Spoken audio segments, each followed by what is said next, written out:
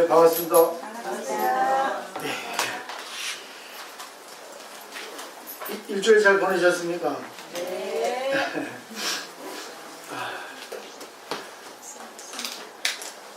네, 조금만 부탁할까요? 공부를 하는 이유가 행복해지기 위한 거고, 또 지금까지 살아오신 그런 자기의 어떤 생활 방식, 또 마음가짐, 또 말하는 법, 또 관계법, 이거를 조금 더 능숙하게, 아니 조금 여유롭게, 자유롭게 하기 위해서 공부하시는 거예요. 근데 지금까지 계속 쌓아온 습관이 하나쯤 바뀌기는 어렵거든요. 그래서 조금 용기를 내셔서 한번 바꿔보시면 좋을 것 같아요. 바꾼다 해서 확 바꾸는 게 아니고 생각을, 삶을 보는 법을 바꾸면 세상이 달라집니다. 그때 이제 자기가 뭘 느끼면 하지 말라 또 하게 돼 있고, 하다 보면 재밌어서 계속 하게 되거든요. 이게 돼야지만 공부가 되죠. 이건 학문이 아닙니다. 종교죠. 종교는 이슬람교, 기독교, 또 유대교, 불교, 유교, 도교, 종교는 반드시 교자가 들어가요. 근데 학문은 철학, 윤리학, 의학, 과학처럼 학자가 들어갑니다. 근데 크게 다른 것은 없다고 하지만 학문은 이론적인 걸 얘기하고, 교는, 가르침은 어떻게 해야지만이 행복해질 수 있나 하는 걸, 행복하는 길, 그 길을 가르쳐 주거든요. 그래서 이걸 통해서 전반적인 학문 같은 것도 전부 다 배우시고 잘 거 이렇게 만들어 줬으면 참 저는 보람이 많겠습니다. 저번 시간에 이제 사성제하고 12년을 대충 배우셨어요. 조금 정리해드리고 오늘 이제 화성유품을 마치도록 할게요. 그러니까 사성제는 부처님이 처음 깨닫고 처음 설법하셨고 초전 법문 때, 마지막 돌아가실 때도 이 사성제 8정도 중도를 설법하셨습니다. 근데 이거는 스님들에게 향한 것만 이렇게 생각하는데 그렇지 않아요. 하나의 공식이에요. 인연법에 의해서 어떤 문제가 생기면 이 공식에 입각해서 문제를 풀어라 하는 거거든요. 근데 문제의 원인은 자기에게 두라 하기 때문에 많은 분들이 약간 부담감을 가지시고 약간 좀 부정감을 가지시는데, 왜 그러냐 하면 문제를 가진 사람이 자기 문제의식을 갖지 않으면 문제를 풀 수 없다는 거죠. 문제를 가지지 않으면 아무 문제가 없어요. 근데 자기가 기분이 나쁘다, 승질을 한다, 또 왠지 불안하다 할 때 그 이유를 객관세계에도 있지만 결국은 자기에게 찾아야 된다는 겁니다. 가정 내에서 남편에게도 원인이 있고 자식에도 원인이 있고 또 여러 가지 환경, 조건에 의해서도 원인이 있는데 자기는 그 안에서 벗어난 게 아니라 그 안에 들어있거든요. 그래서 내가 문제의식을 가지면 나에게 문제 원인을 갖다가 두면은 마음이 편해져요. 그러면 문제를 푸는 방법이 쉬워집니다. 그래서 하는 거예요. 그래서 어떤 문제가 생기면 내가 문제를 풀어야겠다 하고 푸셔야 돼요. 그래서 그 사성제는 자기에게 문제의 원인을 두라. 일단 내 탓이요 하면은 화 안 나잖아요. 근데 상대 탓이 하면 화나지 않습니까? 이 공이라는 게 그런 겁니다. 그 다음에 12점도 마찬가지로 이건 참선법이에요. 이거는 사물이 어떻게 생겨나고 어떻게 없어지냐 하는 그런 근본을 이렇게 아는 거거든요. 그러니까 이것도 마찬가지로 문제가 생기면 자기에게 보라는 거죠. 그래서 사성제 12년을 설하셨죠. 그리고 이제 오랫동안, 여기 보시면 교재 213페이지 28번 단락,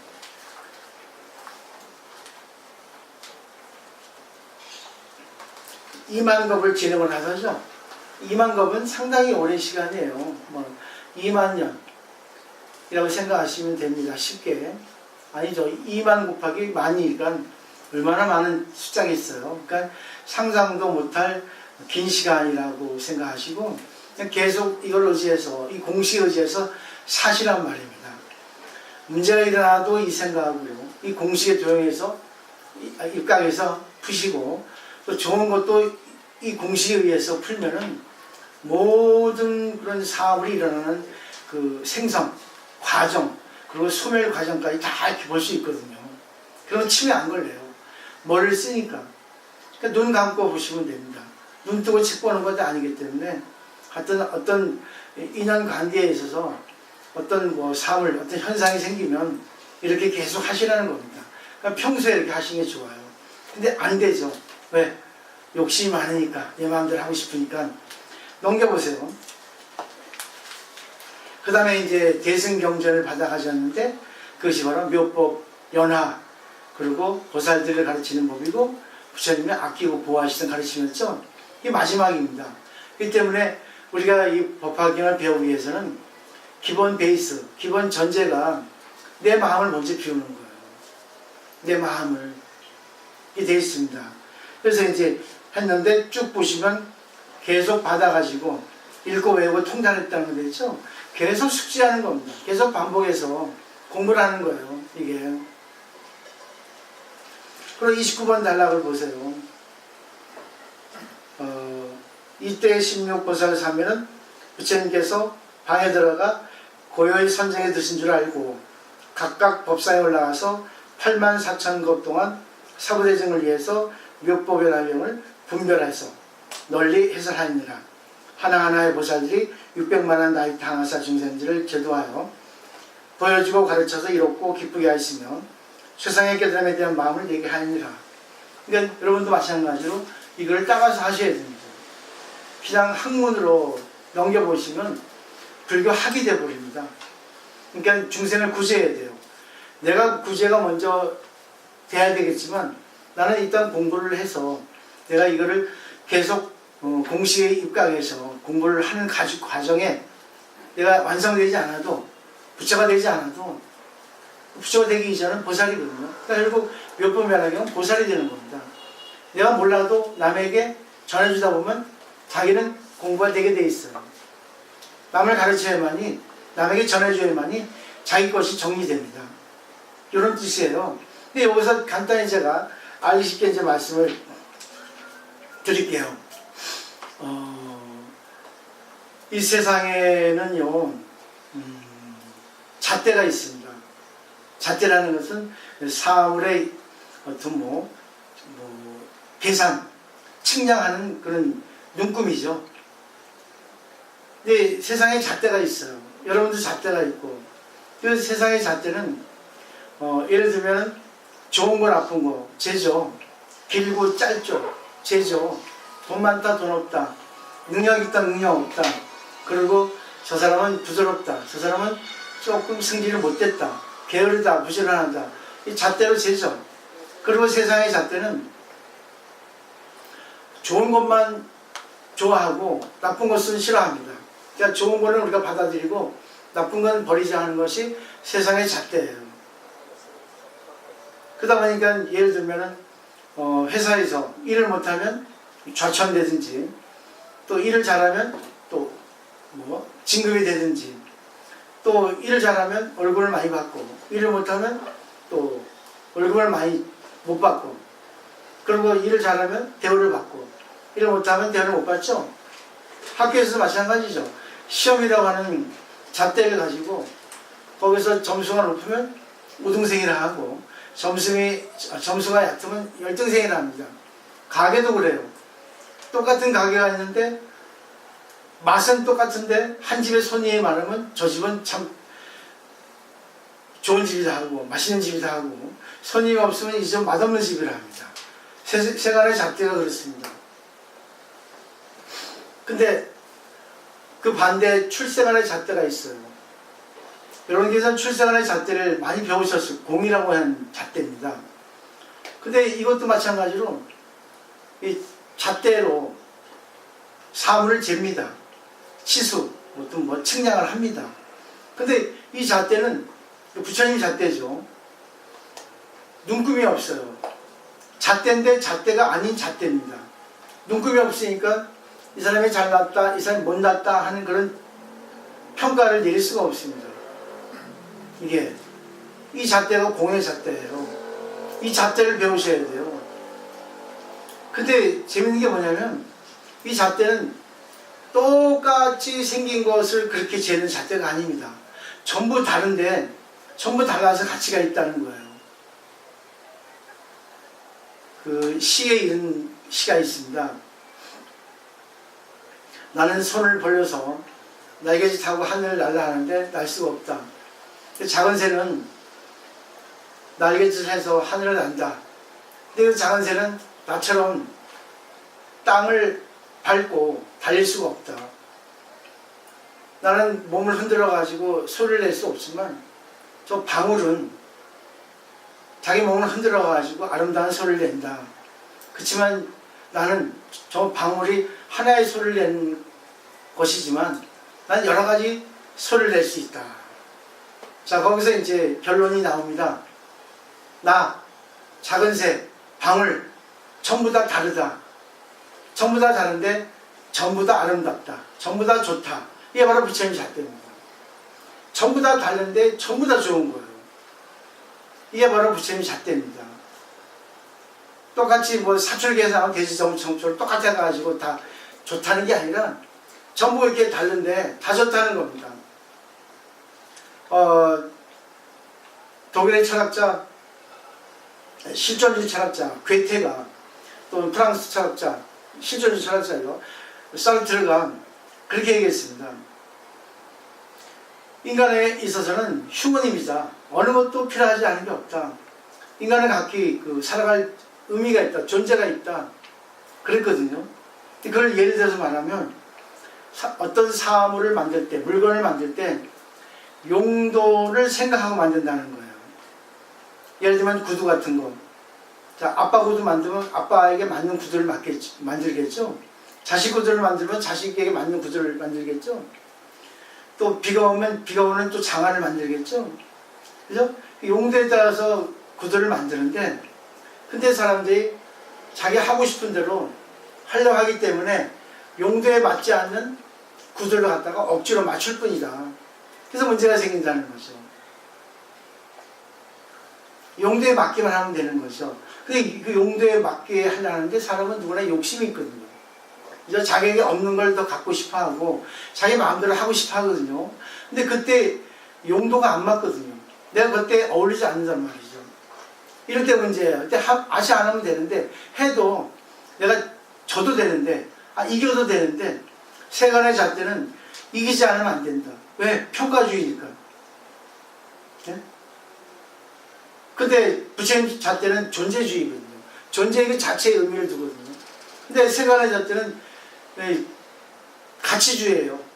평가주의란 말입니다. 가치를 우선 두는 거예요. 높은 거, 잘하는 거, 도움이 되는 거를. 그 때문에 세상 사람들은 경쟁의 노예가 돼버리는 거죠. 그래서 부처님 잣대, 또 실존 철학자들의 말에 의하면 그대가 맞는 거 하면 된다. 세간의 잣대에 휘둘리지 마라. 근데 우리들은 보세요. 돈을 많이 벌라 하고, 또 뭐 진짜 유명해질라 하고, 오래 살고 싶어 하고, 건강해지고 싶다 하는데 자기 마음대로 됩니까? 자기 마음대로 하면 되는데, 근데 그렇게 한들 순간 어떤 사고가 생겼어요. 문제가 생겼습니다. 그때 과연 이렇게 살아야 될까? 인생의 의미가 없어지는 겁니다. 그런 세간의 잣대에 휘둘려서 그래요. 저 아는 신도 중에는 남편이 한 2천억이 넘는 부자예요. 근데 몸이 아픈 거예요. 60밖에 안 됐는데 남자가. 몸이 아파가지고 이 사람이 돈 하다가 돈만 벌려고 이렇게 돈 넣어야 돼가지고 바삐게 움직였는데 어느 날 갑자기 자기 건강에 문제가 생기니까 그때부터는 이제 남을 위해서 이렇게 사는 거예요. 생활 방식이 달라진 거죠. 와이프에게 또 네 마음대로 쓰고 싶은 데 쓰고 좋은 일만 하라고 자식들에게 자기 재산 물려주고 다시 나눠주고, 그리고 즐기자. 이제는 돈 버는 것보다는 이제는 좀 인생을 좀 즐기고 가자. 근데 보세요. 그때 자기가 돈 버는데 의미가 없어졌네. 인생의 위기가 온 거예요. 그게 찬스입니다. 그때서야 그 사람은 철학이라는 걸 알게 되는 거죠. 야, 인생이라는 게 자기가 하고 싶은 대로 살고 또 인연 따라 살고 남에게 도움을 많이 주고 그 덕분에 내가 이렇게 존재할 수 있다는 걸 알면 행복인데, 그게 아니라 오직 돈의 노예가 된 거예요. 빌딩이 수십 개 있어요. 또 건축하고 돈이 2천억 3천억 있으면 뭐합니까? 자기 몸에 신호가 왔는데 건강해. 때문에 인생이 위기예요. 근데 그때 보세요. 그분은 그래도 그런 위기의식에 봉착해가지고 새로운 인생을 발견했잖아요. 깨달으면 발견이라는 거죠. 여러분도 마찬가지예요. 야, 이제 다 살았다. 살 의미가 없다. 그럴 때 한번 살펴보세요. 얼마나 많은 일이 있습니까?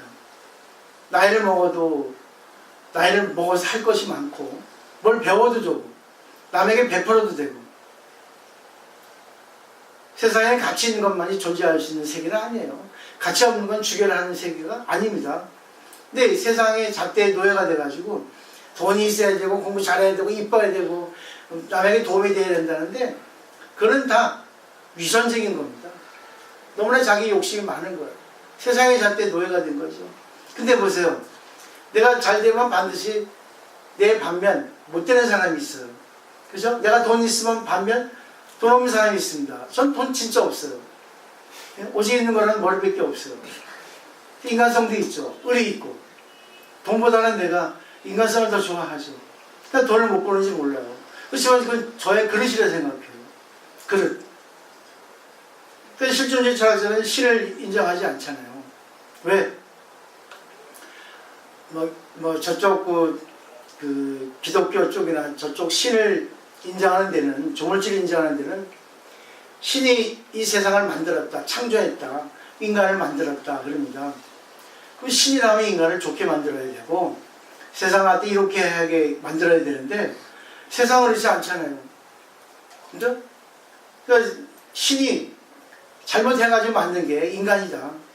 심수해서 만들었는데 그냥 무작위로 만들었는데, 만들다 보니까 승질 들어온 사람도 나왔고, 만들다 보니까 욕심 많은 사람도 나왔고, 만들다 보니까 좋은 사람도 나왔고, 이렇게 신이 그냥 놀다가 장난질 하다가 만드는 게 인간이라는 거죠. 그러면 이해가 되죠. 그죠? 이 세상에 나쁜 사람 얼마나 많아요. 이 세상에 좋은 사람 얼마나 많아요. 신이 만들었으면 좋은 사람만 있어야죠. 세상을 행복하게 했어야죠. 신이 없다는 얘기입니다. 요즘에는 그래요. 너무나 과학 문명이 발전해서 신의 존재를 인정하지 않는 사람이 많습니다. 기독교도. 다만 이용할 뿐이지. 그러니까 아인슈타인은 그런 얘기를 했습니다. 어떤 학자가 박사께서는 신을 인정하십니까? 그랬어요. 그러니까 아인슈타인 박사가 인정합니다. 또 믿습니다. 그러나 교회에 있는 신이나 절에는 부처님 얘기했죠. 교회에 있는 신을 인정하지 않습니다. 그랬어요. 그러니까 저도 그렇게 생각합니다만 저하고 같은 생각이십니다. 이렇게 이게 책에 나옵니다. 신은 있어요. 근데 신이 저는 인연이라는 거지. 불교에서 말하는 인연. 인연에 의해서 부모의 인연, 또 자기의 어떤 전생에 살아온 어떤 그런 씨앗, 종자에 의해서 유전자, DNA 이래가지고 부모를 만나서 자기 그릇이 형성이 된 겁니다. 그러면 거기 그릇에 맞게 살면 되는 거예요. 근데 불교를 배우면 자기 그릇의 범주에서 자기 그릇을 좀 넓게 쓰는 겁니다. 그러니까 그릇을 크게 넓혀야 하잖아요. 작으면 작은 대로 큰 되는데 이 적재적소라는 말이 있습니다. 그때그때 맞는 게 있어요. 근데 우리들은 그때그때 맞는 걸 갖고는 만족을 못하죠. 더 큰 거를 추구하죠. 그러다 보니까 깨지는 거예요. 그릇이 깨지든가 그릇이 그냥 망가지든가 해버리죠. 그럼 그때는 허탈하죠. 그때 딜레마에 빠집니다. 근데 그때가 또 찬스예요. 정리를 좀 해보면 부처님 잣대는 모든 것이 다른 그대로, 있는 그대로 전부 다 아름답다, 전부 다 좋다, 이 뜻이 바로 부처님 잣대입니다. 그러니까 내 자식이 공부 잘하는 자식, 공부 못하는 자식, 다 공부 잘하는 자식, 공부 못하는 자식 다 아름답다요. 각기 달라서 아름답다요. 각기 그 나름대로 다 단점이 아니라 개성이라고 보는 거야. 자성. 그런 부정적이 아니죠. 그죠? 원래 마이너스 곱하기 마이너스 플러스예요. 부정적으로 보고 내가 부정이 돼버리면 하나가 되면 긍정이 됩니다. 미친 사람한테 가서 같이 미친 짓 하면은 둘 다 미쳤기 때문에 미친 줄 몰라요. 그죠? 결국 이거는 상대에게 맞춰주라는 겁니다. 상대를 바꾸려 하지 말고 상대를 맞추라는 게 부처님 잣대예요. 근데 중요한 게 이 세상은 모든 게 상호오션 관계죠. 상대적인 개념이죠. 좋은 게 있으니까 나쁜 게 있고 돈이 많으니까 돈이 없죠. 자, 그렇다면 자, 이 세상이 이렇게 구성이 됐다면 어떤 사람은 그래요. 그럼 살인해도 됩니까? 뭐 살인해도 그 사람 나름대로 아름답다, 좋다 하니까 딴지를 걸죠. 그럼 뭐라고 답하겠어요? 살인해도 좋다 하겠습니까? 사람들은요, 전부 자기 주관으로 봅니다. 그러니까 가해자 측에서만 봐요. 사람을 죽여도 좋다는 건 가해자 측이에요. 내가 사람을 죽여도 좋습니까? 죽여도 좋습니다. 좋아요. 대승불교 이 법화경은 죽여도 좋아요. 근데 자, 역설적으로 보죠. 당신은 그러면 남한테 아무 죄도 없는데 죽임을 당하면 좋습니까? 그죠? 싫죠? 남에게 무시당하면 싫죠? 남보다 못하면 싫죠? 결국 피해자 입장에서 사물을 보고 가해자 입장에서 사물을 보라는 거예요. 이 공부를 하는 이유는 결국 내가 피해자 입장에서 사물을 보면 마음이 편해져요. 그러니까 내가 무슨 일을 당해도 불합리한 일을 당해도 친구가 나를 무시하고 친구가 나에게 약속을 어기고 나에게 손을 입혀도 그것도 이해하라는 얘기입니다. 피해자 입장에서. 가해자 입장에서 하지 말고. 그러니까 피해자 입장에서 하면은 저 사람한테 뭘 할 수 없거든요. 이게 바로 공부예요. 근데 우리는 전부 다 가해자 입장에서 보는 거예요. 내 마음대로 하려고 하는 거예요. 근데 내 마음대로 해도 돼요. 근데 뭐예요? 대가를 받아야지. 그래서 예수로 했잖아요. 재판하지 말라. 왜? 그대가 재판받지 않기 위해서다. 재판하는 건 상대를 바꾸는 거잖아요. 그래서 옳다 그렇다. 근데 맞을지 모르지만 상대 입장에 보면 재판 당하잖아요. 여기서 이제 결론이 뭐냐면 부처님의 잣대는 다 똑같이 아름답다 보는 거예요. 그렇지만 이 사람한테는 개성이 있잖아요. 잘하고 못하는 개성이 있죠. 그걸 갖다가 좀 더 잘하게 못하는 건. 그리고 그 사람이 거기에 어울리게 욕심을 절제하도록 컨트롤하도록 가르침을 주는 거예요. 이게 대기설법이에요. 응병요약이죠. 병에 따라서 약을 주는 거예요. 이게 바로 불교입니다. 사람은 단점 없는 사람 없어요. 단점. 그래서 여기 개성이라는 겁니다. 근데 우리는 단점을 커버하려고 애쓰죠. 단점을 숨기려 하지만 상대방은 알거든요. 그렇기 때문에 단점 그대로 인정하고 개성이라고 인정하고 아 그래 난 이 단점 이 개성이 있어서 상대를 기쁘게 해주는구나 상대를 돋보이게 해주구나 이 생각하면 아무것도 아닙니다. 중국 당나라 때 반산보족스님이라고 있어요. 이 스님이 마실 나갔는데 시장을 지나다가 고깃집 앞을 지났습니다. 고깃집 앞을 지나는데 어떤 손님이 최상급의 고기 주세요 했어요. 그러니까 주인이 여기는 최상급밖에 안 팝니다. 거기서 반산보족심을 깨달은 거예요. 그죠? 이 세상은 전부 최상급이라는 거예요. 세간의 잣대로 상대적으로 이렇게 관계에서 최상급, 중급, 하급이 나올 뿐이지 이 세상은 전부 최상급이라는 겁니다. 있는 그대로 이게 여여선의 여여입니다. 다 최고예요. 근데 세간의 잣대로 보니까 쟤는 얘보다 키가 작아. 쟤는 얘보다 돈을 적게 써. 쟤는 구두쇠야. 쟤는 말이 많아. 쟤는 항상 보면 삐딱해. 쟤는 항상 보면 여유로워. 이렇게 색을 주고받는 겁니다. 근데 그게 나쁜 게 아니에요. 아 그렇구나. 그럼 내가 관계할 때 그걸 잘 활용하면 되지. 그리고 아까 말했던 내가 막 휘두르기 전에 내가 마음대로 하고 싶어 하기 이전에 상대 입장을 보는 겁니다. 과연 이렇게 하면 저 상대는 나를 어떻게 생각할까? 상대 입장이 되면 하고 싶어도 하기 싫어져요. 왜? 내가 나중에 당할 거니까. 아무리 돈이 많아도 행복한 사람은 없습니다. 아무리 똑똑해도요, 약점은 다 있습니다. 그래서 세간의 잣대를 보면, 그죠? 그러니까 그거를 없애려고 애를 쓰잖아요. 사실 제일 한심한 사람이 정치인이고, 돈 많은 사람들이고, 세상의 명예를 쫓아다니는 사람이 제일 한심한 사람이에요. 세간의 잣대에 이끌려가지고, 내 그것만 갖고, 남의 의식대로 살아가잖아요. 남의 노예가 돼서.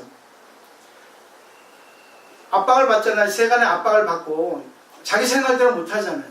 돈이 더 많아야 되고 나는 이렇게 해야 되고 이렇게 해야 되고 그러다 보니까 자기 인생 없는 거예요. 한번 잘 생각해 보세요. 이제 얼마 안 남았어요. 인생. 좀 여유롭게 사세요. 돈이 있든 돈이 없든 건강하든 건강하지 않든 나이가 먹었든 나이가 먹지 않든 자기가 하고 싶은 게 있다 했어요.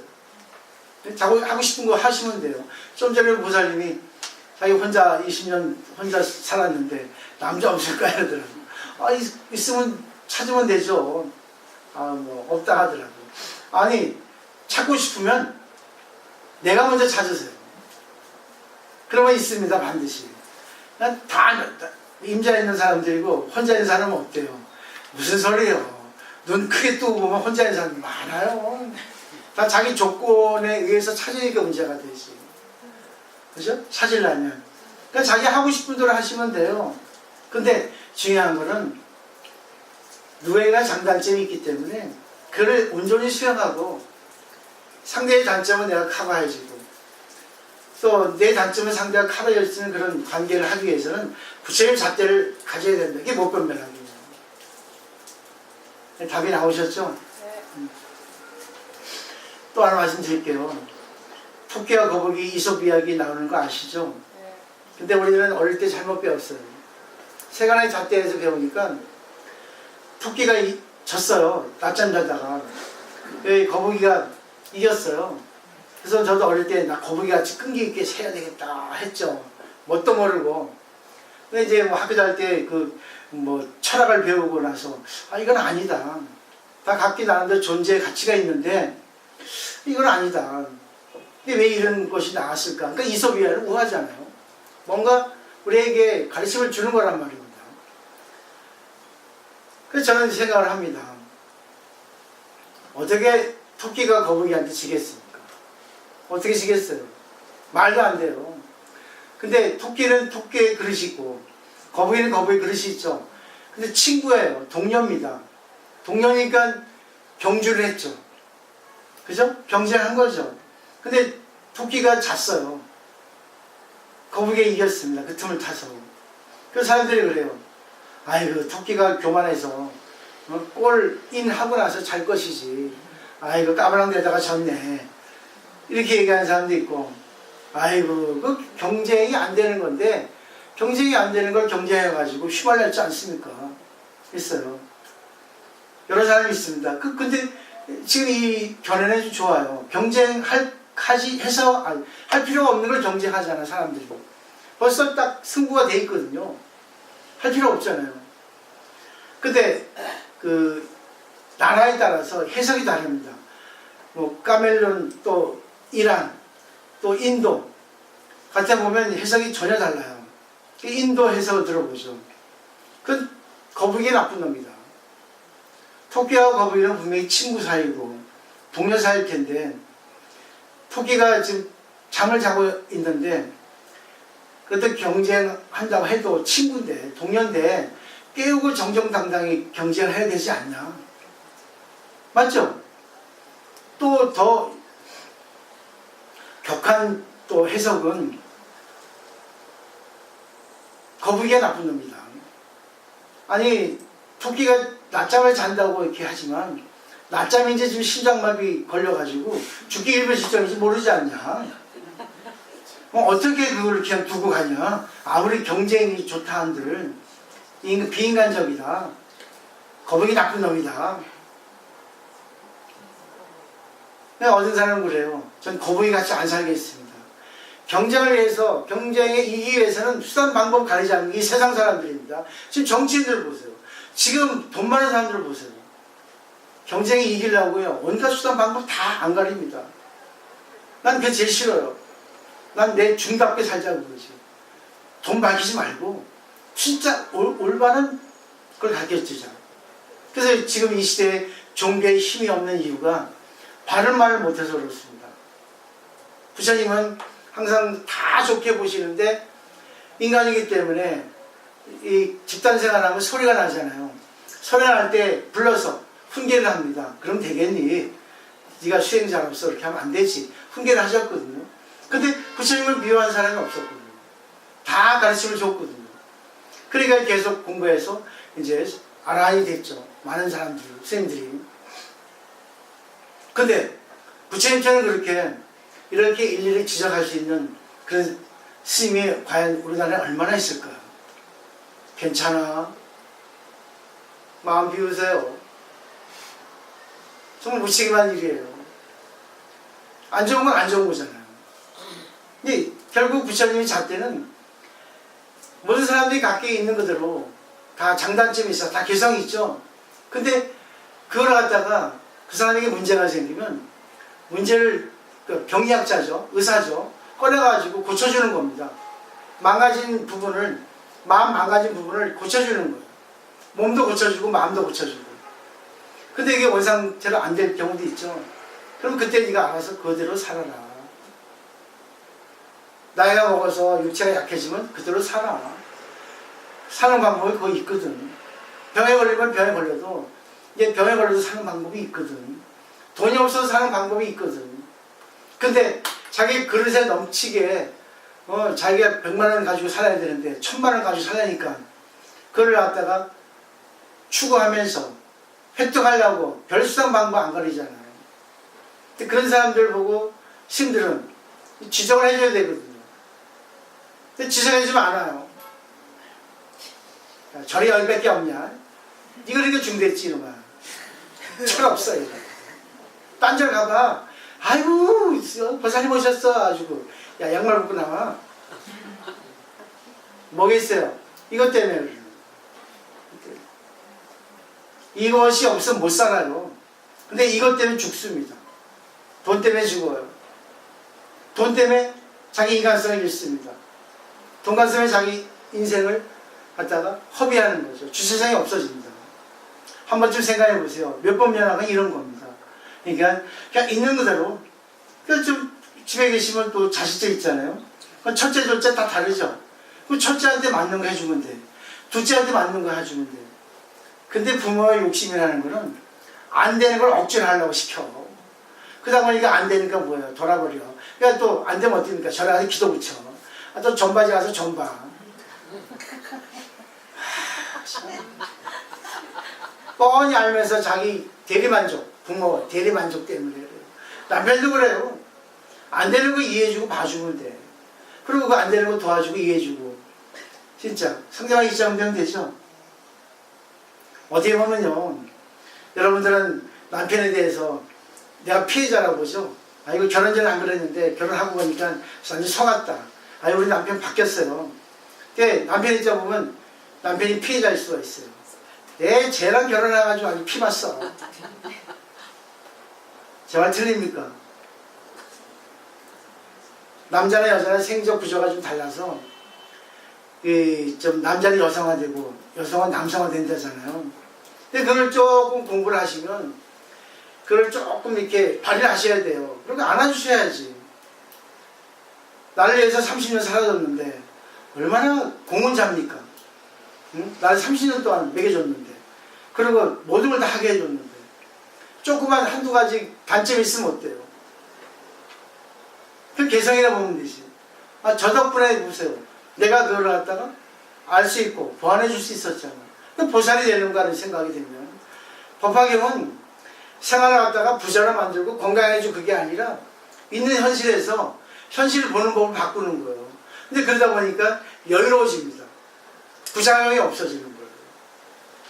누구나 할 수 있겠죠. 그 때문에 쉬운 겁니다. 이 법화경 대승불교는 출가하지 않아도 되고 하루에 한 끼 먹지 않아도 되고 죽을 때도 걱정 안 해도 되는 거예요. 막 참선해서 뭐 명상에 들어가지고 정신 통일한다. 그래도 나오면 연을 보면요 또 번뇌를 합니다. 참선할 때는 편해요. 마약 맞은 것처럼. 그죠? 딱 나오면 어떻습니까? 아이고 저 남편 또 시끄럽게 또 내 눈앞에 또 얼렁얼렁거리네. 그거 안 하기만 못해요.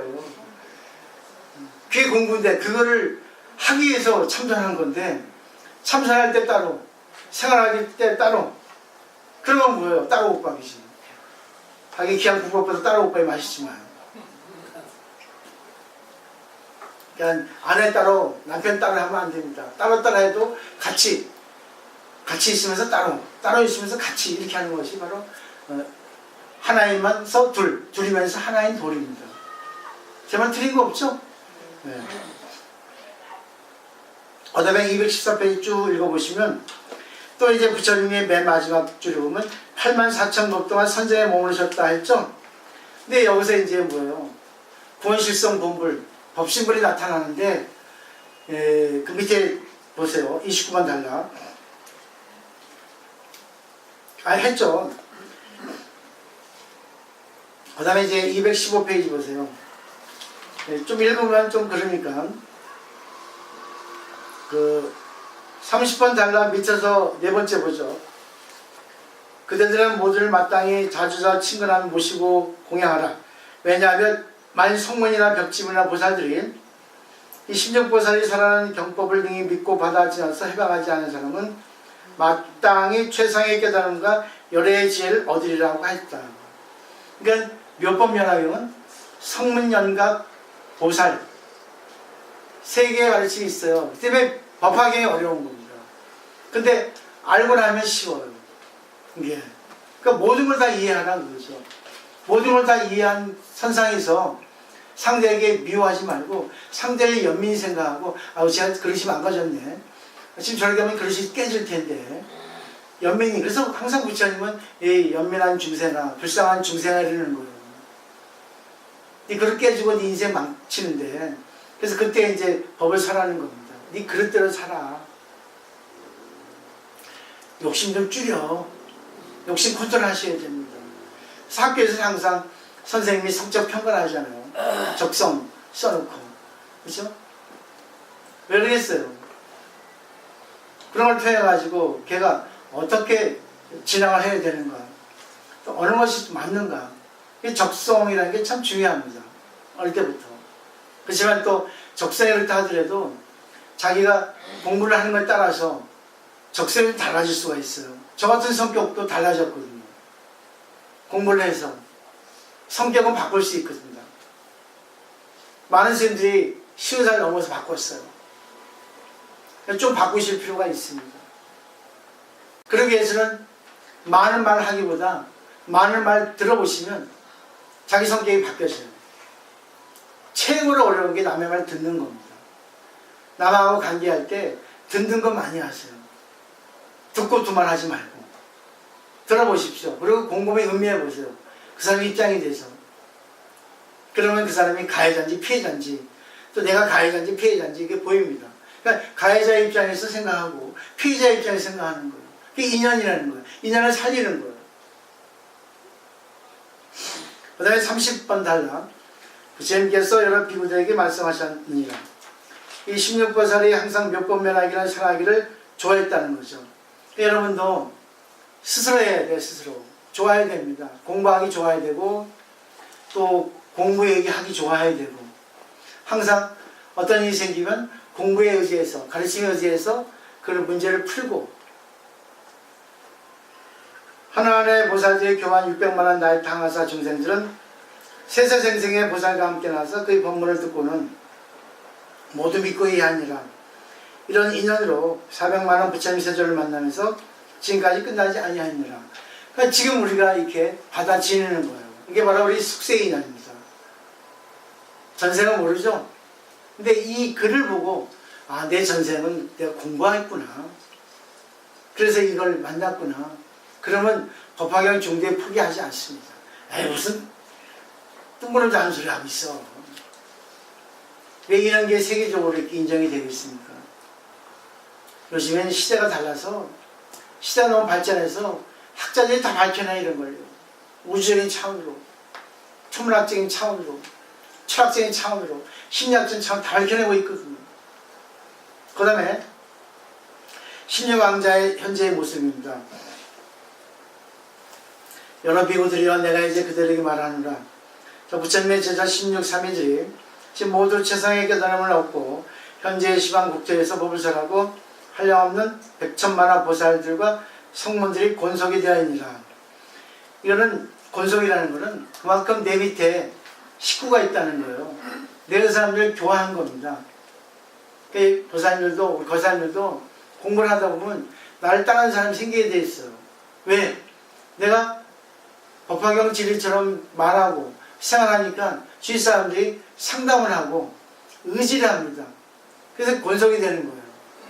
그리고 어떤 문제가 생기면 나에게 전화해서 물어보고 그 상담 역할을 하게 됩니다. 그게 바로 권속이라는 뜻입니다.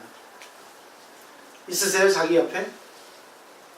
없으면 이제 한참 공부를 많이 하셔야 돼요. 근데 지금 씨를 뿌리고 있는 중입니다, 여러분은.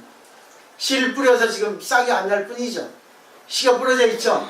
거기에 거름을 주고 물을 주고 공을 들여야 됩니다. 지금 이게 매일같이 공부하러 오시는 게 지금 그런 작업을 하신다고 생각하셔야 돼요. 그 다음에 그중 두 사미는 동방에서 성불하는데 한 분은 아촉불, 환유 위에 있고 또 한 분은 수위정불. 동남방의 두 부처님은 한 분은 사자음불, 또 한 분은 사자상불. 남방의 두 부처님은 허공주불, 또 한 분은 상명불. 서남방의 두 부처님은 한 분은 재상불, 또 한 분은 범상불. 서방의 두 부처님은 한 분은 아미타불, 또 한 분은 도일체 세간 고뇌불. 서북방의 두 부처님은 한 분은 다마라발전 단향 신통불, 또 한 분은 수미상불. 북방의 두 부처님은 한 분은 운자제불, 또 한 분은 운자제 왕불. 동북방의 부처님은 괴일체 세간 포해불. 제16은 서가모니불. 여기서 제16은 막내죠. 막내가 유명인사가 된 겁니다. 근데 보세요. 이게 다 법신불이거든요. 그러면 절에 있는 모든 부처님은 다 형제예요. 근데 보세요. 우리도 다 형제죠. 부처의 자식이니까. 다 친척이란 말입니다. 그래서 이 세상은 전부 형제 자녀 아닌 것이 없다는 게 이 뜻이에요. 그 때문에 남이라 해서 미운 것이라 해서 미워하지 말고요. 아이고 그래. 저 미운 척 하는데 내가 제 사람 입장이 돼야 되겠다. 생각하시면 이해가 됩니다. 그 미운 짓, 밉상짓 하는 게 개성이거든. 밉상짓 함으로써 저 사람을 알 수 있고 또 내가 도와줄 수 있고 또 그걸 고쳐줄 수 있고 그 다음에 깨달음을 이루었습니다. 이게 이 그 화성유품의 어떻게 보면 본질이라고 할 수 있어요. 옛 제자와 지금의 제자 여러 비구들이여 우리들이 3일 있을 적에 각각 한량없는 백천만억 하사 중생들을 교화했으며 그들은 우리들에게 법을 들었으니 최상의 깨달음을 얻기 위해서입니다. 모든 중생들이 지금의 성문해진 이들도 우리 항상 깨달음으로써 교화하였느니라. 이 사람들은 마땅히 법으로 점점 불도에 들어가리라. 무슨 까닭인가? 열애의 지혜는 믿기 어렵고 이해하기 어렵기 때문이다. 왜 그러냐면 열애의 지혜는 믿고 어렵고 이해하기 어렵다는 거는요. 우리 인간이 생각할 수 없는 지금 제가 말씀드리는 것도 이해하기 어렵죠. 그렇죠? 근데 믿어야 된다는 얘기예요. 믿음이 먼저입니다. 자, 우리가 처음에 어렸을 때 학교 가라면 싫죠. 학교 가라니까 엄마 말 믿죠. 학교 갔죠. 학교 다니다 보니까 학교가 이런 곳이라 알죠. 그죠? 은행 몰랐죠. 은행 가면 뭐 돈을 보관해주고 이자 또 준대더라. 믿었죠. 은행이라는 거. 근데 은행 다니다 보니까 은행이라는 것이 어떤 작용을 하는 것이 알게 됐죠. 그래서 먼저 믿으라는 겁니다. 이거는. 왜? 이해할 수 없는 거니까. 믿으셔야 돼요. 보이지 않는 걸 믿는 게 믿는 겁니다. 그 다음에요. 그때의 교환 한량없는 항상 중생들은 그대들 여러 비구와 내가 열반한 뒤 미래 세상의 성문제자들, 결국 성문제자는 신들만이 아니에요. 우리들 지금 성문 소리를 듣고 공부하고 있죠. 학습하고 있죠. 왜 우리라는 얘기예요. 여기에 사실은 전율을 와야 됩니다. 피가 거꾸로 솟아야 돼요. 여기서 이게 믿음이, 이게 신앙이에요. 이게 나는 수없이 많이 봤지만 이거 볼 때마다 합니다. 근데 이제 열받을 때는 이런 게 다 어디 갔어? 저리 가버리지. 근데 또 그 순간 또 열받다가 좀 시간이 지나면 부끄럽다. 인간이기 때문에 열 안 받을 수가 없습니다. 근데 열 받을 때만 열 받으면 돼요. 근데 우리는 계속 갖고 옵니다. 이 사람하고 관계에서 열 받았어요. 이 사람이 헤어졌습니다. 그럼 열 받는 게 끝이 되잖아요. 집에까지 갖고 와가지고 열 받아가 시킬 때잖아요. 기억해놓고 생각하고 지 혼자 끓여가지고 여기서 끝나버려야 되는 거예요. 그 인연이 끝났죠? 집에까지 갖고 오잖아요. 그때 우리는 수행이 안 된 거예요. 집에 오면 집에 와이프가 있고 집이라는 환경이 있죠. 그러면 집에 있는 와이프, 집에 있는 환경과 인연이 돼야 되는 거예요. 그게 바로 신통력이에요. 그게 바로 선정이고 삼매입니다. 끊어버리는 거야. 그래서 과거잖아. 그죠? 그리고 미래 이 사람 어떻게 했다 생각할 필요 없어. 미래 만나면 또 그때 하면 돼. 근데 미래 만날 때 그 이전에 내가 어떻게 했는가에 따라서 미래가 달라질 수 있어. 이 사람도 그래요. 나한테 힘들게 했는데 이 사람은 또 다른 인연관계를 맺어서 또 당할 수 있어요.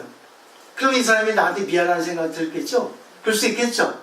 그러니까 어떻게 달라질지 모르는 게 이 세상입니다. 믿을 수가 없어요.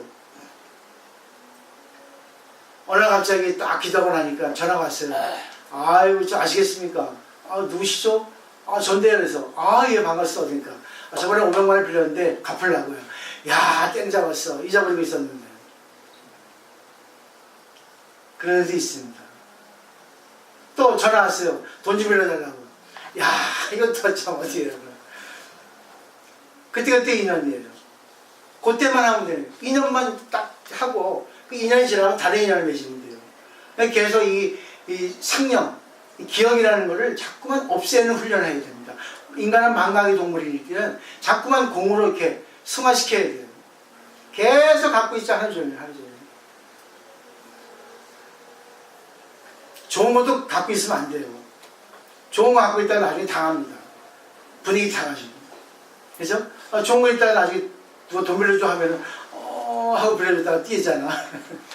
그런 경우도 많이 있었죠. 그 다음에 내가 열반한 뒤에 어떤 제자가 이 경을 듣지 못하며 보살해야 할 바를 알지도 못하고 깨닫지 못하면서 자기가 얻은 공덕에 대해서 멸도했다는 생각을 내고 마땅히 열반해 줄 수 있다면 내가 다른 세계에서 성불하여 다른 이름을 가지리라. 와, 엄청난 말이에요. 그리고 법화경 외에는 안 된다는 겁니다. 안 되는 건 아닌데 잘 생각해 보세요. 법화경에만이 작용을 하거든요. 작용. 그래서 제가 작용을 계속 말씀드리는 이유가 그겁니다. 내가 마음 편한 정도 갖고는 안 돼요. 소승이야. 마음에 구애되지 않은 것 갖고는 소승이에요. 구애되지 않을 뿐 아니라 상대를 연민히 생각하고 상대에게 좋은 관계까지 해야만이 이게 법화경이라는 거예요. 작용이 더 중요하죠. 그 다음에 그때 이 사람들을 멸자했다는 생각을 내 열반에 든다 하였더라도 저 세계에서 부처님의 지혜를 구해서 이 경전을 듣게 되리라. 다시 또 나한테 와야 된다는 법화경 세계에서 다시 공부를 해야지만이 된다는 거야. 오직 일불승이나 멸도를 얻는 것이요 다른 가치는 없다. 다만 열애가 방편을 보면서 하는 것은 죄할 것이다. 이거는 뭐냐면 다른 경전은 일승이에요. 일승이라는 거는 내가 부처라 생각하고 아까 부처님 잣대 있죠. 그만 가지고 모든 것은 다 각기 다르고 각기 존귀한데 거기서만 끝나면 일승이에요. 근데 거기서 더 나가서 중생을 구제하면 일불승입니다. 일불승은 성문연각 보살이 합쳐서 일불승이에요. 다 부처라는 얘기입니다. 느낌 오시죠? 그러니까 많은 중생을 구제해만이 내가 공부가 되고 구제해만이 내가 성장이 되는 겁니다. 다음에 보세요. 여러 비구들이요. 만일 열애가 스스로 열반한 시기에 이르렀고 대중도 청정한 믿고 야매 견고하며 공안법을 통달하여 선정에 깊이 들어간 줄 알면 여러 보살들과 성문을 모았고 이 경을 설합니다. 세상에 두 가지 가르침은 열반을 얻을 수 없고 오직 일불승으로만 열반을 얻을 뿐이다. 지금까지 설명한 거예요. 좀 전에 설명한 거. 그러니까 선정된다고 성불하는 게 아니에요.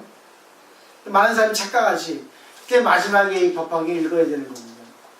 결국 중생구제해야 되는데 여러분은 중생구제 하셨잖아요. 남편 구제했죠? 자식 구제했죠? 근데 거기서 여러분들은 보상을 받으라 생각하면 안 되고 거기서 다 좋은 건 나쁜 것도 다 이것이 있어서 내가 이렇게 성장되지 않았냐 이렇게 생각하셔야 돼요. 그리고 미운 생각이 없어야 됩니다. 왜 미워요? 그분이 미운 짓을 해서 내가 성장이 됐는데 참을성이 많아졌고 내가 관계하는 법이 성장이 됐잖아요. 제 말 틀립니까? 그죠? 그렇게 힘든 거 없었으면 인간 됐겠어요? 그 좀 밖에서 오는 보살님이 그러더라고요. 보살님은 몇 년생이니까 64년생인데 사주학적으로 64년생은 아주 성질이 불같습니다. 되게 다 그런 건 아닌데 또 보편적으로 보면 64년생은 화성이 좀 많거든. 불같은 성질. 머리 좋고 또 그래. 근데 제가 그랬죠. 그런 사주는 보통 전체적이에요. 딱 그냥 우스갯소리를 들으라는 얘기입니다. 부처님 머리에 올라앉은 사주입니다. 그랬어요. 그 때문에 교만하면 안 된다고. 교만하지 않고 항상 이렇게 무술처럼 내내 해야 됩니다 하니까 이거 스님 20년 동안 지난 동안에 많이 바뀌었어요. 이렇게 해요. 그러더라고. 그러면 이제 빨리 남자 찾아 나서세요. 알아서 하십시오. 그런 거예요. 많이 취해야지만이 승질이 이렇게 다 죽어버립니다. 그래서 점쟁이한테 가보면 딸 그 사주 볼 때 시집 늦게 보내서 해야죠. 그 딸 사주가 더러운 거야. 승질 더럽다는 거지. 코가 높아가지고. 근데 여기서 별걸 다 겪어야지만 그때 콧대가 탁 내려가니까 그때 결혼하면 아무나 결혼한다는 거야. 그릇을 낮춘다는 겁니다. 다 이치가 있어요. 근데 되도록이면 사주는 안 보는 게 좋아. 봐도 휘말리면 안 되는 거야. 참조로 보면 돼요. 그리고 거기에 걸리면 우리 선생님한테 오시든가 저한테 오면은 무료로 제가 마음을 풀어드립니다. 무료로. 맞추게 하시겠죠? 다 정해진 건 없어요. 일러 가면 죽는다 하면 걸리거든. 이 사람과 결혼하면 이혼한다 하니까 걸리거든. 어떻게 하나 그거를 마음 바꾸면 되는데. 그래서 결혼이라고 하는 거는 부처가 되기 위해서 수행을 하잖아요. 불교에서는. 그렇죠? 그 사람들 많이 죽어졌죠? 결혼하고 나서. 그래서 남편한테 감사하세요. 자식한테 감사하고. 아이고 감사합니다. 깨갱깨갱 해야지. 그 다음에 밑에 단락이 있죠. 비구들여 마땅히 할라. 열애는 방편으로서 중생들의 성품에 깊이 들어가서 그들이 소승법을 좋아하며 다스가 욕망에 깊이 탐창하는 것을 알고는 그들을 위해서 열반이라는 것을 말하고 그 사람이 듣고는 그들을 믿고 받아진다는 것은 소승열반이에요. 결국 아공 마음 비우세요. 아무것도 실체 없습니다. 이게 진짜인 줄 알고 거기에 머물러 버린다는 거예요. 신들 특히. 그게 아니라 그게 시작이라는 얘기입니다. 마음 비운다고 됩니까? 나 혼자 살아요? 마음 비워서 나 혼자 살면 되는데 반드시 옆에 남편 자식이 있잖아요. 그럼 마음 비운 게 또 어떻게 돼요? 연을 만나면 또 딱 일어납니다. 마음 비웠는데 저번에 그래놓고 또 이번에 또 그랬어. 가중이 초를 받습니다. 저번에 안 했지? 이번에 또 그랬어. 이번에 완전히 그냥 진짜 꼼짝 못해 죽여버린다. 이렇게 합니다. 그렇죠? 참을 만큼 참았다 하는 게 그겁니다. 스님들은 안 그러지만. 그리고 이제 화성의 비유가 나오죠. 이게 이제 화성 유품을 품명으로 정한 이유가 구만하시면 이 화성 비유가 그렇게 좋았나 봐요. 이거를 보시면 이해가 됩니다. 자, 이제 몇 분 안 남았으니까 쭉 넘어갈게요. 사실은 오늘 좀 힘들다. 오늘 이 앞에까지만 할게요. 오늘 철이라 그런지 철은 나는 그냥 연불을 해가지고 연불도 못하는데 노래 진짜 못하거든요. 노래는 좋아하는데 하는 거는 좀 별로 안 좋아해요. 노래 듣는 건 좋아하는데 노래 잘하면 되는데 노래 벌써 못하거든요. 또 하고 나면 완전히 기가 다 빠져요. 기가 말하는 게 참 힘듭니다. 연구하는 거 진짜 힘들어요.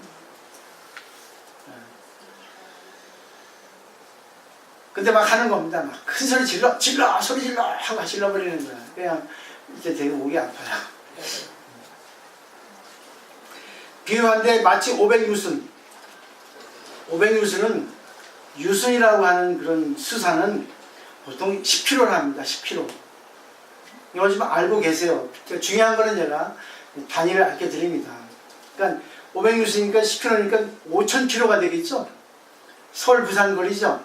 그죠? 근데 옛날에는 요즘에는 10리면 4km잖아요. 400m죠. 근데 옛날 중국에서는 1, 2가 500m였대요.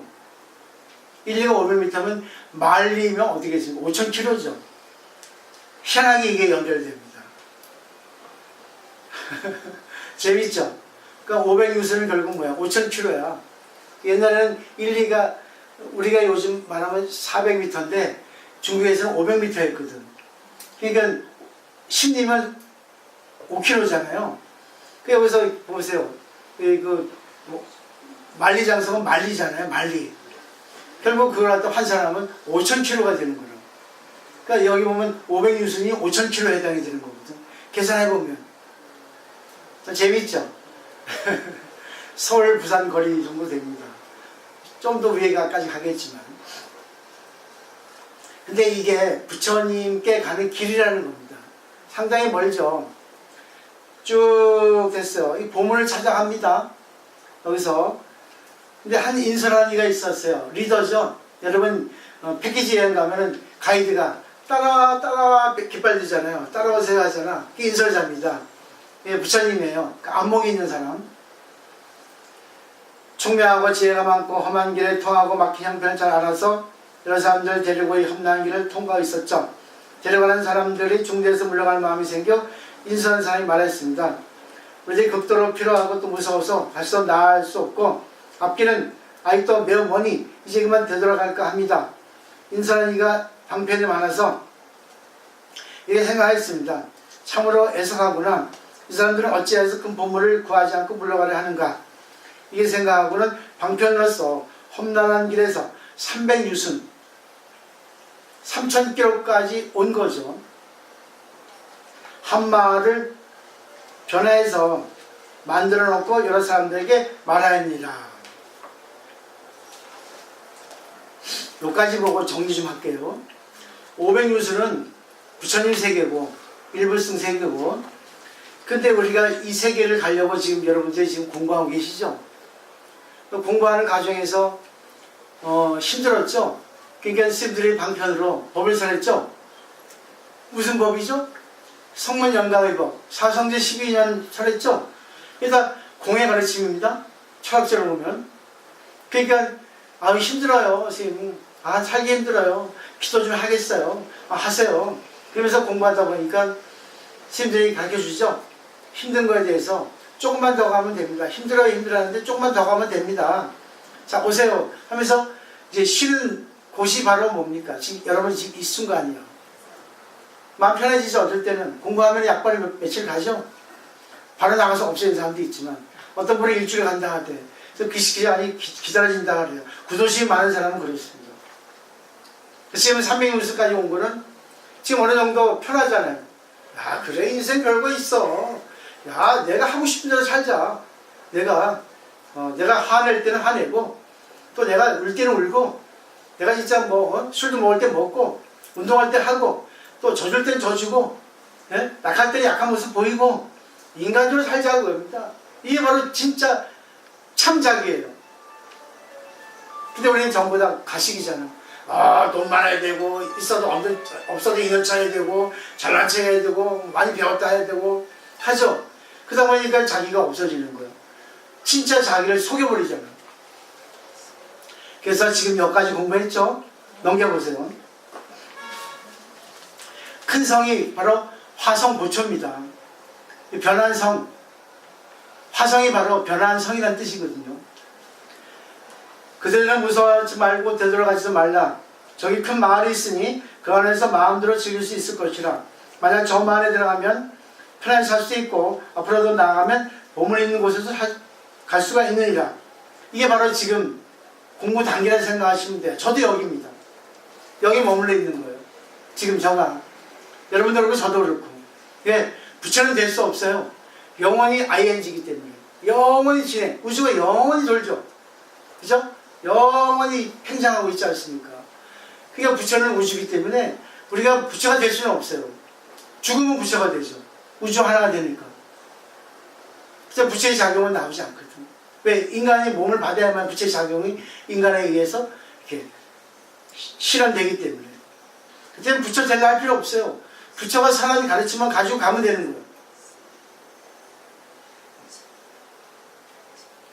그 다음에요. 이때 필요했던 사람들이 매우 기뻐하며 처음 보는 일이라고 찬탄하니라. 우리가 이제는 험한 길을 벗어나서 편안함을 얻었노라. 이래서 여러 사람들은 변화에 만든 마을, 화성이죠. 그래서 화성 고초입니다. 화성의 보물의 비유라. 이미 지나갔다는 생각을 하고 편하다는 생각을 하였느니라. 이때 인솔한 사람은 이 사람들이 잘 쉬어서 더 이상 필요하지 않은 줄 알고는 변화에 만든 마을을 없애버리고 이런 사람들에게 말하니라. 자, 앞으로 나가자. 보물에 있는 곳이 멀지 않았다. 얼마 남았습니까? 300유수 왔으니까 200유수 남았죠? 반 이상 온 거예요. 근데 포기하면 되겠습니까? 더 아름다운 곳이 있는데 가셔야 됩니다. 보다 보세요. 아까 있던 마을은 내가 조작해서 방편으로 그들에게 쉼터를 주려고. 우리가 그러잖아요. 등산 가가지고 힘들면 나 좀 쉬었다 갈래? 못 가겠어. 그러잖아요. 야, 500m만 가면 정상이야. 좀 참어. 오지면에 죽겠는데 성지를 가다가 죽겠어요. 막 쌀 것 같아. 그럼 기사가 뭐랍니까? 3km만 가면 휴게소 있습니다. 좀 참으세요. 그러잖아. 세워주세요 하는데 세우긴 그렇고 조금만 기다리세요. 자, 힘주고 참어. 그런 게 바로 방편이에요. 억지로 예를 들면. 그 다음에 비유에서 법을 밝히다까지입니다. 여러 비구들이여 여러 또한 그와 같으니라. 이런 집이 그들의 인솔자가 되었니라. 죽어 사는 번뇌의 앞돈을 험난하고 먼 것과 갈만한 데와 건널 만한 것을 알고만은. 됐죠? 여러분 다 아시죠? 근데 중생의 다음에 일불승만을 들으면 부처님을 보려고 하지도 않고 친근하려고 하지도 않니라. 생각하기를 부처님의 되는 길은 멀고도 멀어서 오래 애쓰고 닦아 이룰 수 있느니라고 하느니라 됐어요. 이거는 순서라는 겁니다. 여러분들이 해야 할 거, 안 해야 할 거, 피해야 할 거, 피하지 않아도 될 거, 그런 거 다 아시지만 안 되는 경우가 많죠. 욕심 때문에. 그래서 욕심 때문에 문제가 많은 거예요. 과다한 욕심은 탐욕이라 하죠. 근데 그런 사람들에게 일불생에다 다 붙여라 하고 그러면 너무 무책임하거든요. 네? 제가 그 말씀 드렸나? 여기까지만 하고요. 이제 저번에 말씀드렸죠. 아까 그 얘기할게요. 반상보족스님이 마실 가가지고 시장에 정육점 앞에 지나는데 어떤 손님이 최상급의 고기 주세요 했어요. 그러니까 주인이 여기는 최상급 고기만 있습니다 했죠. 그때 깨달았죠. 전부 다 좋은 거예요. 그 일불승입니다. 전부 다 좋은 거예요. 근데 스님들은 왜 부처님의 잣대를 얻으니까 딱 맞아요. 근데 세상의 잣대는 좋은 게 있고 중급이 있고 하급이 있죠. 그죠? 그 때문에 이걸 분명히 요게 그 뜻입니다. 요거 설명하려고 제가 나머지는 다음 시간에 수기품 하는데, 옛날에 어떤 사람이 시장에서 과일 장사하는데 최상급 과일 주세요 했거든요. 이 양반이 여기 최상급만 갖다 놔요. 아니 최상급 달라는데 무슨 최상급이에요. 달라면 달지. 그러니까 여기 최상급밖에 없다니. 그러니까 이 양반이 주인인데 말이야 그렇게 불체는 되겠습니까? 진짜라니까 최상급밖에 없다니까요. 그래요? 아니 과일에 무슨 최상급만 있습니까? 좋은 거 나쁜 거 다 있지. 여기 최상급밖에 없으니까 딴 데 가서 사세요. 얼마 지나서 망했어요. 또 얼마 전에 또 어떤 의사가 참 고지식한 거예요. 부처님 같아요. 병원에 갔습니다. 의사가 이 정도면 주사 안 먹고 약 안 먹어도 됩니다. 며칠 쉬면 나서요. 주사 하나 주시죠. 네, 그래야 좀 안심감 가질 텐데 안 맞아도 나요. 항상 환자가 오면 워낙 고지식하고 사람이 청렴하니까 안 맞지 마세요. 맞아봐야 몸에 안 좋습니다. 얼마 있다 망했어요. 그 아들이 이어받아가지고 아버지가 망한 이유를 아니까 다 좋다 하는데 되겠습니까? 의사 입장 볼 때 다 좋아요. 부처님 입장에서는 다 좋죠. 근데 중생의 입장에서는 좋은 게 나쁜 게 있잖아요. 중생의 잣대로는 꼭 좀 약 좀 주든지 주사 좀 주지. 내 말 안 들어줘. 그 의사가 그래 그 사람의 입장 심리적으로도 작용하니까 주사 하나 탁 놔주면 그 사람이 얼마나 마음에 위로를 갖겠어요. 안심감 갖고. 그래서 손이 많이 번창했다는 거예요. 이게 이 말입니다. 중생은 좋아하는 게 있고 싫어하는 게 있고 내가 피해야 되겠다 피하면 안 되겠다는 거 좋은 거 싫은 게 분명히 구분됩니다. 그죠? 상급, 중급, 하급이 있단 말이죠. 그러면 불교도 상급, 중급, 하급이 방편이라는 거예요. 근데 그거를 안 가르치고 다 좋아요 다 부처님이에요 하면은 어떻습니까? 안 된다는 거. 오래 번뇌를 키운다는 거예요. 또 저번에 그 신화품에서 장자궁자에 비해서 기억하십니까? 원래 재벌인데 아들이 어떤 실수로 집 나가가지고 50년 만에 돌아왔죠. 근데 너무나 진짜 안 좋은 생활을 초라한 생활하다 보니까 자기가 재벌 아들이라는 걸 잊어버렸죠. 비우잖아요, 장자궁집에서. 근데 아버지를 보고도 아버지를 못 알아보는 거죠. 근데 아버지는 워낙 자식을 그리워하니까 한눈에 딱 보고 알아봤잖아요. 데려오라 하니까 아들이 용렬한 마음으로 무서워가지고 기절했잖아요. 그러니까 아버지가 방편으로 허름한 옷 입은 사람, 그 사람 입장, 동정심 있는 사람을 보내가지고 데려와라. 네가 여기 오면 먹고 살 수 있고 편하게 살 수 있으니까 방편이죠. 그 사람한테 맞는 거 주죠. 그러고서 이제 일을 시키고 의식주를 주고 나중에 이제 너무 일 잘하니까 지배인을 습격시키고 또 자기 부하들을 주고 신용품 보세요. 나와 있습니다. 장자궁자 비유에서. 그러고서 이제 어느 정도 마음이 딱 이렇게 청정해지고 자신감이 생겼는데 그래도 부처님 장자 재벌의 보물을 마음대로 쓰지 않으니까 한 푼도 이게 잘못 쓰지 않으려고 그래요. 그거는 보살이 됐는데 보살의 법을 아끼는 거거든. 이건 부처님의 법이니까 내 법이 아니니까 내가 이 사람을 구제해야 되는데 구제하지 않는 거야. 그 뜻입니다. 근데 나중에 이제 안 되겠구나. 어느 정도 공부가 됐고 이제는 내가 진짜 얘한테 네가 진짜 내 자식이라고 해야 되겠구나. 네가 우주의 진리 이론이라는 걸 알려줘야 되겠다 해가지고 많은 사람 불러놓고 내 자식입니다. 내 재산을 다 물려주겠습니다 하잖아. 그게 바로 법화경이라는 거예요. 단계가 있어요. 근데 단계를 뛰어넘는 것이 일초지급 열애지예요. 산에서. 근데 그것은 그런 세계만 갔었지 그런 세계에 가서 중생을 구제해야만이 이 여기에 해당이 되는 거예요. 여러분 공부 이제 어느 정도 하셨으니까 집에 가서 남편 보고 아이고 개성이네. 승질 급하면 아이고 개성 참 급하시네요. 왜 급합니까? 나의 잣대에 비교해서 급하지. 그죠? 이해하시겠죠? 그죠? 구두세상은 뭡니까?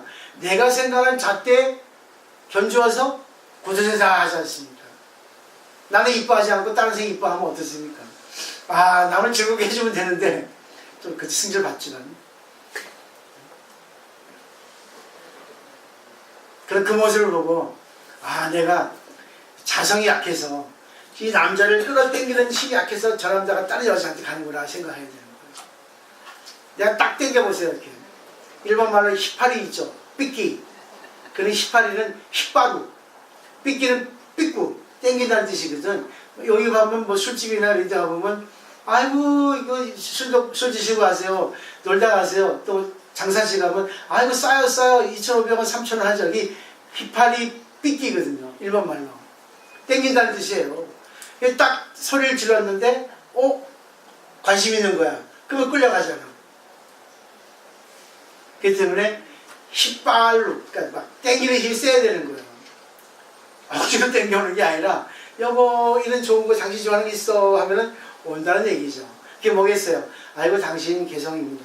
당신 마음대로 하세요. 당신 내가 다 맞춰줄게요. 얼마나 나 때문에 힘들었어요. 뭐 해보세요. 그 남편이 뭐라지 아세요? 야, 미쳤나? 그렇지만 속으로는 좋아할 거예요. 여보, 미쳤어요. 여보, 미쳤어. 절에 가서 미쳤어. 근데 미친 세계인데, 미친 세계에서 같이 미치면 미친 줄 모른다더라. 미친 건 마이너스잖아요. 그러니까 마이너스 곱하기 마이너스 플러스 그죠. 그러니까 결국 미쳐도 뭐예요? 좋은 미침이에요. 그러다 보면 나중에 이제 정상으로 돌아온다는 얘기지. 웃기는 얘기입니다. 오늘 뭐 조금 이해 좀 더 깊어지신다면 좋겠는데 점점 어려워지니까 어떠세요? 모르겠어요? 괜찮아요? 재밌어요. 재밌어요? 그렇게 해줘야지. 재밌어 해줘야지. 저는 중생이라. 그래서 점점 깊어지죠? 쉬워지죠? 네. 저는 사실 승질이 급해가지고 말 빨리 하는 거야. 그거 못 알아들어. 또 서울말이라. 억양이 바로 이렇게 쭉 이럴 적이 돼가지고. 네? 다 알아요. 우리가 1년 뒤에 1년 이제 몇 살 년이야. 감사합니다. 저를 믿어주시고 계속 좋은 얘기 많이 전해드릴게요. 학원에 가서부터 좀 탄력 붙어서 그때부터 재밌는 얘기 많이 해드릴게요. 이제 얼마 안 남았으니까 빨리 떼야 되지 않겠습니까? 네, 그럼 다음 주에 뵙겠습니다. 네, 감사합니다.